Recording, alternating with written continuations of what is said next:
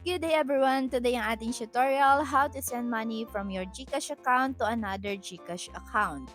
And para makapag-proceed tayo, you will need the following: internet connection, GCash number ng receiver, and syempre kailangan meron enough balance ang GCash wallet nyo.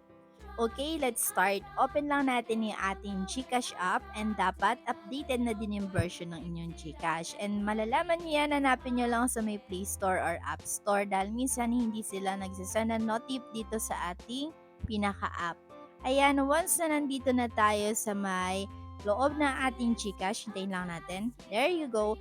So, ayun, makikita niyo yung balance ko. Meron akong 4,000 something dito. And here, para makapag-send na nga tayo, pwede tayong gumamit ng QR code or etong send feature nila. And meron din iba't ibang paraan para makapag-send dito. Lalagay ko na lang yung link sa may comment section. Makikita nyo naman dito sa screen yung mga pagpipilian nyo. Okay, tinap ko na yung send feature. At dito pwede tayong gumamit ng GCash padala or etong express send. So, ayan, mababasa natin, send GCash quickly dahil napakabilis lang nito, magre-reflect na agad yan sa ating papasahan.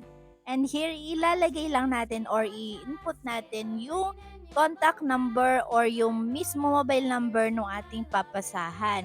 And kung naka-save na yan sa phone book nyo, hanapin nyo na lang. Pwede rin kayo mag-upload dito ng QR code or mag-scan. Mas mabilis. Pero okay lang din yan. So, ayan, na-input na natin. And dito sa may amount ng box, ilalagay lang natin kung magkano i-send natin. And kung meron pa matitirang balance sa inyong GCash wallet, mag-automatic to yung protect your transaction for 30 days. For only 30 pesos, meron ng protection yung ipapasa mo.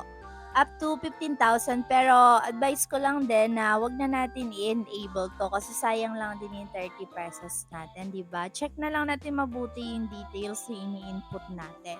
And dito sa may message box, pwede kayong maglagay and pwede rin naman na hindi. Pero mas maganda kung lalagyan natin, especially for transparency. For example, for payment to, ilagay natin dito, payment, para alam din nung makaka-receive kung para saan ba itong sinend natin.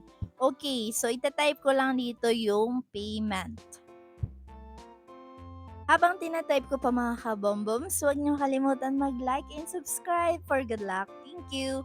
And now, after natin may input lahat ng details, itap na natin yung next. And dito sa next page, check nyo mabuti kung tama ba yung mobile number na nailagay nyo. And dito, makikita nyo na free charge lang to, walang additional na fee.